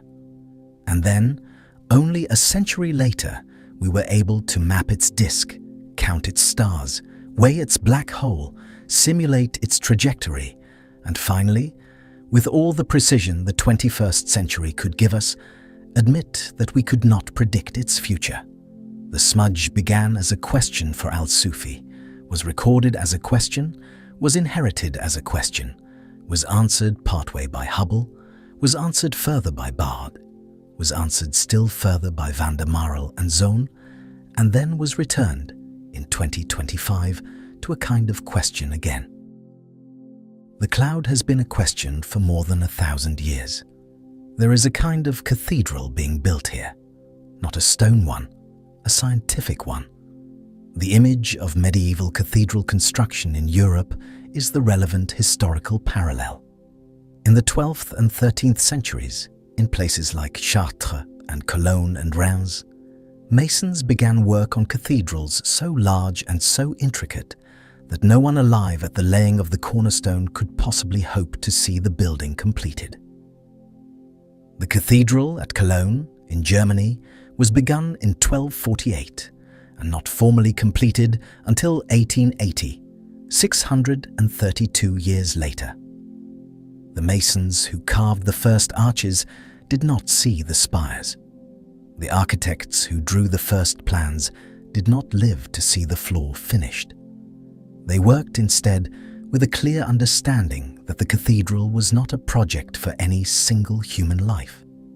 It was a project for a culture across centuries, with each generation contributing whatever stone they could place during their short turn and trusting that other generations before and after would do the same. The result was an object that no individual could have built and that no individual could fully see, but that every contributor became part of through the act of placing their piece. The map of Andromeda is a cathedral of this kind. Al-Sufi laid the first stone in 964 by writing the description down. Galileo, with his small telescope in early 17th century Italy, refined the view. Charles Messier, in 18th century France, gave it a number. William Herschel, in late 18th century England, charted its shape. Vesto Slipher, at Lowell Observatory in Arizona in 1912, measured its motion. Edwin Hubble, on Mount Wilson in California in 1924, established its distance. Walter Baade, on the same mountain in the 1940s and 1950s, sorted out its stellar populations. Ralph Bender, in 2005, made sense of its strange double nucleus. Rodrigo Ibata and Annette Ferguson, in 2001, found the long debris stream that revealed its Eton sibling. Richard D'Souza and Eric Bell in 2018 identified the swallowed galaxy as M32's progenitor. Roland van der Marel and Tony Sohn in 2012 measured its sideways drift through the sky. Till Sawala and his international team in 2025 ran 100,000 simulations to test whether the merger we had predicted for over a decade was actually inevitable. None of them did the work alone. None of them saw the building complete. None of them, even now, can stand in a finished hall and admire the whole thing. The Cathedral of Andromeda is still being built. The next stones will be placed by astronomers not yet born, with telescopes not yet imagined, working from data not yet gathered. We will not see the building completed. We are partway up the wall. There is something quietly noble about this. The cathedral metaphor is accurate, not just in its scale, but in its character. The masons who placed the first stones at Cologne did not work for personal glory. They did not expect to see their names attached to the finished building. They knew that what they were making was a structure for a community, across time, in service of something larger than any one of them. The astronomers who chart Andromeda are working in the same mode. They are not building a monument to themselves. They are placing stones in a long, ongoing project to understand the universe, knowing at every step that the picture will be revised, that the next generation will have better tools, that the answers they confidently report this year may be questioned the next, that the merger they are sure of in 2012 may become a 50-50 coin flip in 2025. The work continues regardless. The stones keep getting placed. This is finally what the Andromeda Galaxy means for us. Not its mass, not its distance, not its trajectory, not even its possible meeting with our own galaxy. What it means is that, for 1,000 years, we have been pointing instruments at one particular smudge in our sky, and slowly, patiently, generation by generation, building a more accurate picture of what is out there. Each generation has handed the work to the next, with humility, with corrections, with new uncertainties revealed. Each generation has stood under the same smudge and asked the same fundamental question in different terms, with different precision. What is that thing? What is it doing? What will become of it? What, if anything, will become of us with respect to it? We have not arrived at the final answer. We may never arrive at the final answer. The merger may happen in 5 billion years, or 10, or never, and even our best simulations now admit that they cannot tell us which. But the question is what we have been asking, all this time, all of us together. The medieval astronomer in Persia, the Italian with the spyglass, the photographer on the California mountaintop, the Finnish team running their simulations. We have all, in our various ways, looked at the smudge and asked. We are still asking. The asking is the cathedral. The asking is what we are building. Stand on the hilltop. Look at the smudge. Recognize now that the cloud above you is not just a galaxy. It is a 1,000-year conversation among human minds. It is proof that a species which lives only a few decades can still construct across many generations an understanding of objects that span millions of light years. It is the form our species has chosen to take when faced with the cosmic. We do not stop asking. We do not give up. We do not pretend to know more than we do. We pass the question on. That is what Andromeda has been for us all along. A 2.5 million light-year distant question written into our sky that we have been working on since the first careful eyes paid attention. The work continues. The merger is uncertain. The night above your head is dark. The smudge waits. There is one final perspective. Imagine gently the planet beneath your feet. 5 billion years from now, in the version of the future where the merger does occur. The Sun, by then, will have left the main sequence. Earth will be gone, or scorched, or swallowed. Whatever life remains in the solar system will not be in any form we would recognize. The night sky over what was once Earth, if there is any night sky still being observed, will not be the sky we know. Andromeda will hang in it, much larger than it does now, perhaps as wide as the Moon. The two galaxies will be approaching each other, their tidal forces beginning to deform their disks, the first long arms of stars being flung out into the space between them. There will be no humans to watch this. There will be no human telescopes. There will be only the slow gravitational ballet of 2 trillion stars, drifting through each other on a timescale that has nothing to do with us. Imagine, then, the version of the future where the merger does not occur. In that branch of possibility, the two galaxies pass each other in the dark, separated by 500,000 light-years on closest approach. The night sky over the long-dead Earth, again with no observers, sees Andromeda swell and then recede, growing brighter for a few 100 million years, then dimming again as the larger galaxy moves on into deeper space. The two great spirals continue in their long orbital dance, perhaps to meet much later, perhaps not. The local group reorganizes around their passage. Eventually, in this branch, the universe's accelerating expansion carries our two galaxies apart faster than gravity can pull them together, and the merger that once seemed inevitable simply never happens. The night sky over the cold remnant of our planet remains, for whoever or whatever might be looking, a quiet field of slowly receding lights. These two futures hang in the same sky above your hilltop tonight. Both of them are possible. Both of them are in some real sense already determined by the physics of the present moment. But neither of them is determined enough that we, with all our instruments, can yet tell which one we are in. The smudge above you contains both. The light reaching your eye is consistent with both. The future of our galaxy and our descendants, if any descendants are imaginable, branches above your head to possibilities that science can only describe as probabilities. This is what it is to live in a universe with honest uncertainty. The cosmos does not always tell you which version is going to happen. Sometimes it tells you the odds.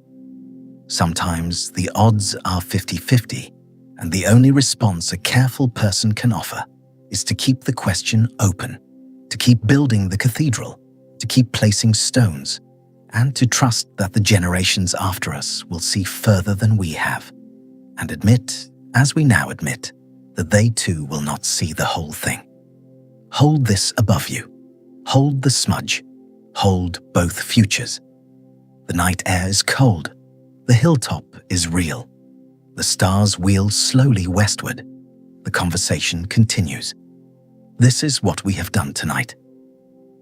We began on the surface of an ordinary planet, around an ordinary star, in an ordinary spiral. And we found, in the autumn sky above our heads, a small pale smudge that was older and larger than anything our species has ever built. We learned that the smudge had a name in the year 964, when Abd al-Rahman al-Sufi wrote it down in the Book of Fixed Stars, not knowing what he had seen. We learned that the smudge was confirmed as another galaxy in 1924, when Edwin Hubble, on Mount Wilson in California, used Cepheid variables to measure how far away it was. We learned that the smudge is approximately 2.5 million light-years from us, that its diameter is roughly 200,000 light-years, that it contains around 1 trillion stars, and that its central black hole is between 100 and 200 million times the mass of the Sun.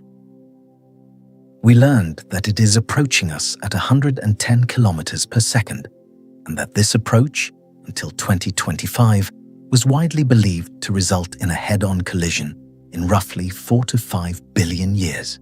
We learned then that this picture has been quietly rewritten. Till Sawala's team, working from the University of Helsinki in Finland with collaborators across Europe and Australia, ran 100,000 simulations of the local group's evolution, taking into account the masses and motions of the Milky Way, Andromeda, M33, and the Large Magellanic Cloud. They found that the merger probability over the next 10 billion years is approximately 50%. The most famous prediction in modern astronomy has become, again, a coin flip. We did not stop with the numbers. We left the surface of our planet and traveled, as nobody can, across the geography of the cosmos. We crossed the solar system and watched the sun shrink to a single point of light. We crossed the disk of the Milky Way, threaded through nurseries of new stars, drifted past the dust lanes and the molecular clouds and the supermassive black hole at our own galactic center. We climbed up out of the halo and crossed the void between galaxies, where the air is so thin it is more vacuum than substance, where the cosmic microwave background hums in every direction, at a temperature only a few degrees above absolute zero. We approached Andromeda from the outside and saw its halo of ancient stars, its scattered globular clusters, the long curving arc of the giant stream, the wake of a galaxy Andromeda swallowed 2 billion years ago, whose surviving heart still drifts beside it as the small dense companion called M32. We descended into the disk. We passed through the bright 10 kiloparsec ring, where new stars are being born in the wake of an old disturbance. We entered the bulge, where the sky never grows dark and the stars are old and crowded. We approached the heart of the galaxy and found a strange double brightness, the eccentric ring of stars discovered by Todd Lauer in 1993, and explained in the years that followed by Ralph Bender's careful kinematic study as a single off-center disk wheeling around a hidden supermassive black hole. We stood as close to that black hole as the geometry permitted and recognized that we could not see it directly. We could only see what it does to the light around it. And then we pulled back. We left Andromeda the way we came in. We crossed the void in reverse. We returned to the disk of the Milky Way, returned to the local stellar neighborhood, returned to our solar system, returned to our planet, returned to our hilltop. We came home. But the home we returned to is not quite the home we left. The smudge above the autumn horizon is no longer just a smudge. It is a place we have been. It is a galaxy whose internal weather we have witnessed, whose history of violence we have read in its scars, whose central darkness we have approached, whose future we have been forced to admit we cannot yet predict. It is a 1,000-year conversation among human minds, beginning with Al-Sufi in medieval Persia and continuing tonight with you on a hilltop or in a quiet room, listening to a story about something that has been visible to every careful eye for the entire history of our species. It is a cathedral still being built. We have placed our stones. The next generations will place theirs. What does it mean that we cannot know? What does it mean that the most famous galactic prediction of the past century has been quietly returned to a question? It means, as honestly as we can say it, that the universe is not always cooperative with the structure of narrative. The cosmos has probabilities, not destinies. The Andromeda Galaxy is not on a journey to meet us. It is in an orbit. The orbit has uncertainties. The uncertainties widen with time. The future, even the parts of the future that physics is supposed to predict cleanly, has more openness in it than the textbook diagrams admitted. We have learned that admitting this is not a failure. It is a form of intellectual maturity. The honest report, after 1,000 years of looking, is that the smudge will do what the smudge will do, and we will not know which thing it does until we have measured for considerably longer than we have measured so far. There is melancholy in this, and there is also a quiet kind of awe. The melancholy comes from recognizing that no human being will ever stand on a real hilltop and watch Andromeda arrive, or fail to arrive. None of us will live that long. None of our descendants in any form recognizable as ours will live that long either. The sun will end before the question resolves. The earth will end before the question resolves. The story we have been telling ourselves about a fiery merger of galaxies above the heads of distant future humans is, at its most honest, a story about a future we will not be present in. The smudge above the hilltop will outlive us. The question of its meeting with our own galaxy will outlive every species, every culture, every memory we have ever made. The awe comes from the same fact, seen from a different angle. We have built, in the time our species has had, an understanding of an object 2.5 million light-years away that is detailed enough to argue, intelligently, about its future trajectory across the next 10 billion years. We have measured its mass to within roughly a factor of 2. We have charted its arms, named its rings, weighed its black hole, identified its swallowed sibling, traced the wake of its old meal across the halo. We have simulated its possible futures 100,000 times. We have done all of this on a planet that is itself only 4.5 billion years old, with a science that is barely 400 years old, with telescopes that are barely a century old, by adding stones, generation after generation, to a building none of us will ever see complete. That is what our species has done with its time. That, more than any single discovery, is the thing worth standing quietly on a hilltop on a clear autumn night. Look at the smudge again. Notice it is still where it was. Notice it has not moved. Notice that, despite all the journeying we just did, all the descents and ascents, all the orbits and stars and dust lanes and black holes, the actual cloud above your head is exactly as it was at the start, 2.5 million light-years away, drifting toward us at 110 kilometers per second, carrying 1 trillion stars and a black hole heavier than ours and an old wound from a galaxy it ate 2 billion years ago. Photons leaving its surface now will not reach Earth, or whatever is here in place of Earth, for another 2.5 million years. The smudge has been patient with our species. It will continue to be patient long after our species ends. It is, in the way only cosmic objects can be, indifferent. It is also, in the way only cosmic objects can be, beautiful. Stand with that. The cold air on your face, the grass beneath your feet, the slow sweep of the constellations westward, the smudge holding its place. Above you, 2 futures still hang in the same patch of sky. In one, our galaxy and its neighbor will meet, sometime in the deep future, and merge into a single new structure that humans, if any humans were left to name it, might call Milkomeda.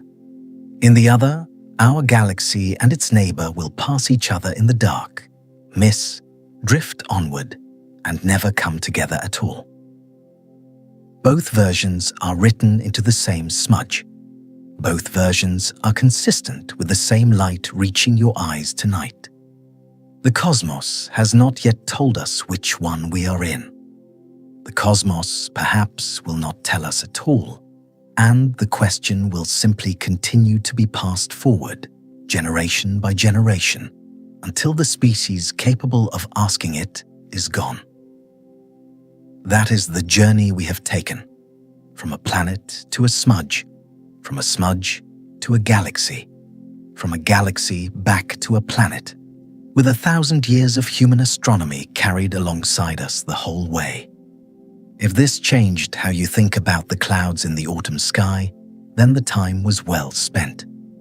If you find yourself on the next clear night, looking for the smudge in the constellation Andromeda, and remembering, even faintly, that you have stood inside it, that the photons reaching your eye have crossed a distance you have now traveled in your imagination, then the work of the cathedral has been continued in some small private way in you.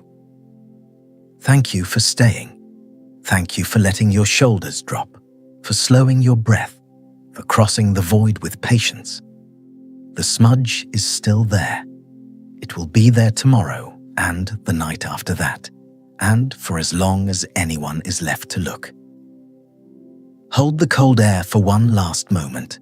Tilt your head back. Find the lazy W of Cassiopeia.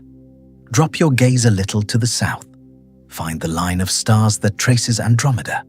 Aim for the second brightest star in that line. Then, just to one side of it, slightly above and to the right, look for the smudge. There it is, 2.5 million light-years away, drifting, beautiful, patient, ours in the only sense that anything cosmic can be ours. The conversation continues. The cathedral grows. The night holds. Sleep well.